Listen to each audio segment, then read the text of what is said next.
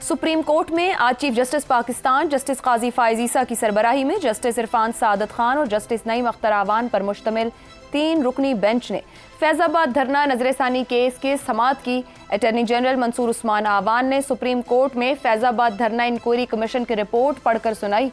Inquiry commission report गैर मुस्तनद होने पर चीफ जस्टिस ने बरहमी का इजहार करते हुए कहा कि कमीशन ने कोई फाइंडिंग दी, ना ही मुल्क के होने वाले नुकसान पर कुछ लिखा। कमीशन को जो काम दिया वो नहीं किया, बाकी पूरे पाकिस्तान को ठीक करने की बातें लिखती। लगता है कमीशन का मैंडेट फैज हमीद को बरी करना था। चीफ जस्टिस काजी फायज ईसा ने रिमार्क्स दिए कि बज़ाहिर कमीशन ने यह रिपोर्ट फैज हमीद के बयान की बुनियाद पर तैयार की है। कमीशन कह रहा है जो कर रहे हैं वो जिम्मेदार नहीं बल्कि पंजाब हुकूमत जिम्मेदार है। कमीशन ने यह नहीं बताया कि हल्फ की खिलाफ वर्जी किसने की। कमीशन ने क्या लिखा है? इंक्वायरी रिपोर्ट में ABC ही लिख देते। चीफ जस्टिस ने आज के हुक्मनामे में इंक्वायरी कमीशन की रिपोर्ट को टर्म्स ऑफ रेफरेंस से हटकर करार देते हुए कहा कि कमीशन रिपोर्ट TORs पर पूरी नहीं उतरती। हैरानी की बात है कि तहरीके लब्बैक के किसी रुकन का बयान रिकॉर्ड नहीं किया गया। कमीशन की रिपोर्ट में सुबाइयत की झलक नजर आती है। लगता है इंक्वायरी कमीशन को पंजाब हुकूमत से कोई बोझ है। चीफ जस्टिस ने अटॉर्नी जनरल से मुकालमा करते हुए कहा कि क्या विफाकी हुकूमत इस रिपोर्ट को कबूल करती है, जिस पर अटॉर्नी जनरल ने जवाब दिया कि मैं इस पर विफाकी हुकूमत से हिदायत लूंगा। चीफ जस्टिस ने इस्तिफसार किया कि क्या कमीशन ने फैज हमीद को तलब किया था, जिस पर अटॉर्नी जनरल ने जवाब दिया कि मेरी अंडरस्टैंडिंग के मुताबिक फैज हमीद ने तहरीरी जवाब भेजा था। चीफ जस्टिस ने रिमार्क्स दिए कि आउट ऑफ वे जाकर इस जेंटलमैन को रिपोर्ट में बरी क्यों किया जा रहा है। कमीशन फैज हमीद और अबसार आलम को आमने सामने करता तो जरा हो जाती। ये रिपोर्ट बहुत मायूस कुन है। अगर 2019 वाले फैसले पर अमल करते तो शायद 9 मई के वाकयात भी न होते। जस्टिस इरफान सादत खान ने कहा कि इंक्वायरी कमीशन ने सारा नजला पंजाब हुकूमत पर गिरा दिया है।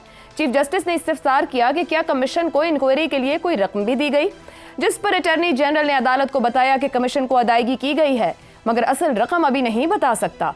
समाअत के दौरान कमीशन के 3 मेंबरान में से कोई भी अदालत में पेश नहीं हुआ। इंक्वायरी कमीशन ने अपनी रिपोर्ट में इंटेलिजेंस के काम को मुनज़्ज़म करने के लिए कानून साजी और कवायद ज़वाबित का मुसव्वदा तैयार करने, पुरतशद्दुद इंतहा पसंदी के खिलाफ ज़ीरो टॉलरेंस, सोशल मीडिया की निगरानी जैसी सिफारिशात दी थी। मगर अब इन सिफारिशात पर अमल दरामद तो दूर की बात है, खुद इंक्वायरी कमीशन की रिपोर्ट पर ही सवालिया निशान लग चुका है। इसी पर गुफ्तगू करेंगे कि हासिल वसूल क्या हुआ। पैनल में हमारे साथ हैं हसन निसार, अबसार आलम, ज़ैगम खान और शहजाद चौधरी। प्रोग्राम का सवाल आप सभी के लिए।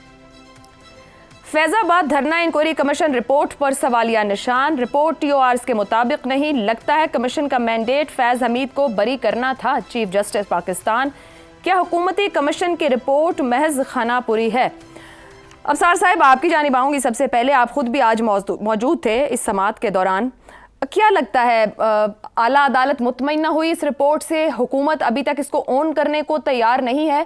चीफ जस्टिस साहब कह रहे हैं खुले दिल से सुनना चाहेंगे कि अगर कमीशन मेंबर्स भी आए ये बेल मुंडे चढ़ेगी। देखिए, मैं एक बात आपको कहना चाहता हूँ शुरू में कि मैं ज़ाहिर है इस केस में एक पार्टी हूँ और मेरा एक चल रहा है बात भी वहाँ पे। तो आज का जो ये वाला जो सेगमेंट है, इसका जो मेरा ज़्यादातर टाइम है, मैं चाहता हूँ मेरे पार्टिसिपेंट्स इस पे, मेरे मुअज़्ज़ज़ जो दोस्त हैं दूसरे एनालिस्ट, वो इस पर ज़्यादा बात करें। मैं सिर्फ एक बात आपसे, आपने जो एक लफ्ज़ बोला हासिल वसूल अपने इंट्रो में, उस पर मैं बात करना चाहता हूँ क्योंकि मुझे वहाँ बहुत सारे कोर्ट रिपोर्टर्स भी आज जिनसे बार बार बात होती रही, एक ही सवाल था सबके जहन पे, और मैं समझती हूँ ये पूरी कौम के जहन पे सवाल है। और इस सवाल को हमें अपना एक कौमी मसला समझना चाहिए इस तरह से कि लोगों का निज़ाम पे एतबार नहीं है। सब यही पूछते हैं कि जी ये जो कुछ हो रहा है, ये जो कुछ हो रहा है, किसी भी आप मामले में उठा के देख लें, PIA की प्राइवेटाइजेशन देख लें, गंदम का बहरान देख लें, ये सुप्रीम कोर्ट में ये वाला केस देख लें, या दूसरा जो आज केस था वो रिजर्व सीट्स वाला वो देख लें। लोग यही एक दूसरे से पूछते हैं हासिल वसूल क्या है, निकलेगा क्या इसमें से। तो मेरी सिर्फ उन सब बातों का जवाब सिर्फ ये है कि ये हमारा वतन है, हमने यहाँ रहना है, इसलिए हमें यहाँ के हालात खुद बेहतर करने पड़ेंगे, बाहर से कोई आके नहीं करेगा। हम अपनी अपनी कैपेसिटी में, मीडिया में हो, जुडिशरी में हो, GHQ में हो, सियासत में हो, पार्लियामेंट में हो, कहीं भी हो, हम अपने अपने तौर पे जो भी कंट्रीब्यूट कर सकते हैं हमें वो करना चाहिए, चाहे वो छोटे लेवल पे हो या बड़े लेवल पे। और यही मेरा जवाब आपको भी है, उन तमाम रिपोर्टर्स को भी। और जहाँ तक निज़ाम का या निज़ाम को चलाने वालों का ताल्लुक है, एक शख्स या एक छोटा सा गिरोह सब कुछ नहीं कर पाएगा। قاضی فائز عیسیٰ صاحب نے جو کچھ کیا, ان کے ساتھ معزز بینچ نے جو کچھ بھی وہ ان کے پاس اختیار ہیں, میرا خیال ہے وہ اس کے مطابق کر رہے ہیں. اس سے بہت زیادہ ان سے ڈیمانڈ کرنا, ایکسپیکٹ کرنا کہ وہ اپنے آئینی اور قانونی دائرے سے باہر نکل کے کچھ کریں, یہ مناسب نہیں ہے. پارلیمنٹ کو بھی اپنا کام کرنا چاہیے, حکومت کو بھی کرنا چاہیے, میڈیا کو بھی کرنا چاہیے. جوڈیشری جتنا کر سکتی ہے کر رہی. اور اٹارنی جنرل میں سمجھتا ہوں انہوں نے بہت ہی پازیٹیو انڈیپینڈنٹ ویو دیا آج, حالانکہ وہ حکومت کے نمائندے ہیں, لیکن انہوں نے یہ کہا کہ ان کی رائے میں یہ کمیشن رپورٹ میں کوئی سبسٹنس نہیں ہے.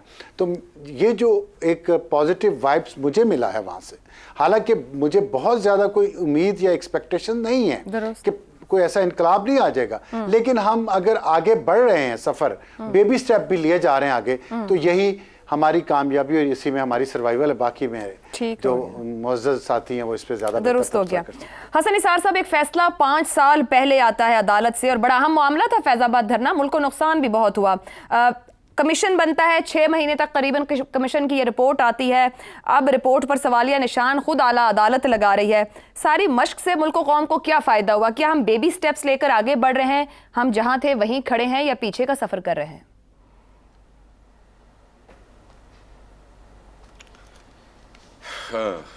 پیچھے کا وہ منیر نیازی کا شعر یاد آیا مجھے کہ کیا ہے وہ, منیر اس ملک پہ آصف کا سایہ ہے یا کیا ہے, کہ حرکت تیز تر ہے اور سفر آہستہ آہستہ.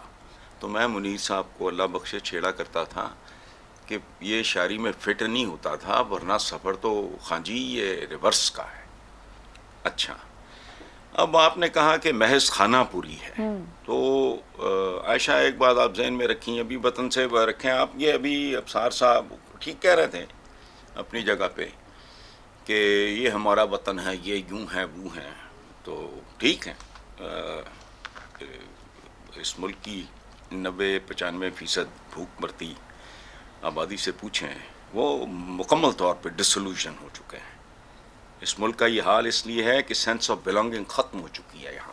اچھا, یہ جو آپ نے کہا خانہ پوری, تو یہ تو ہماری پہچان ہے, یہ اسلامی جمہوریہ پاکستان کی پہچان ہے. فال آف ڈھاکہ سے لے کے تو حدود الرحمان کمیشن, تو فلانے تو ٹمکانے, تو ٹیٹیاں میٹیاں, کیا تاریخ ہے آپ کی. اچھا, سو ہماری ایک پہچان ہے خانہ خرابی, دوسری ہے خانہ پوری, نتیجہ خانہ بربادی جو مسلسل جاری ہے, اور کب تک جاری رہے گی, کب بند ہوگی, کیسے بند ہوگی, یہ میں نہیں جانتا, لیکن ریکارڈ پہ رہے. ابصار عالم صاحب کی میں یہ جو ایک امید افزا, ٹھیک ہے اچھی بات ہے, مجھے پتا ہے یاسیت اچھی چیز نہیں ہوتی, لیکن no, I don't have any hope, قطعاً نہیں. یہ آس امید لگائیں, اچھی بات ہے, میرا اپنا مزاج ہے. ویسے حسن صاحب, امید ہی زندگی ہوتی ہے. ابصار صاحب کچھ کہنا چاہ رہے ہیں؟ یہ ڈائلوگ ہیں, یہ خانہ پوری نہیں ہے آج کی. جی دیکھیے, آج جو کچھ ہوا ہے نا سپریم کورٹ میں, یہ خانہ پوری نہیں ہے, یہ میں آپ کو یقین دلا سکتا ہوں.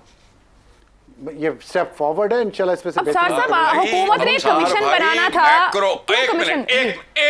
ایک منٹ, یہ جو ہے نا کہ امید ہی زندگی ہے, فلانا ہے, یہ ربش ہے.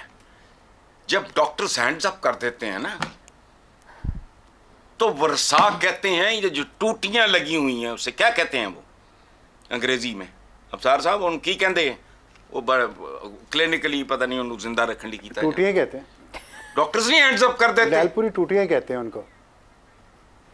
ہاں, کر دیتے, دعا معاوضے بھی تو ہوتے ہیں کبھی, ہاں دعائیں قبول بھی ہوتی ہیں, محنت تو کرنی چاہیے نا. ہینڈز اپ, چپیڑے ٹوٹے, محنت پہ ہے, لیکن محنت تو کرنی چاہیے. 76 سال میں جو, ہاں تو وہ آپ کرتے رہے ہیں ماشاءاللہ, 76 سال سے محنت کر رہے ہیں, جی نتیجہ سامنے ہے.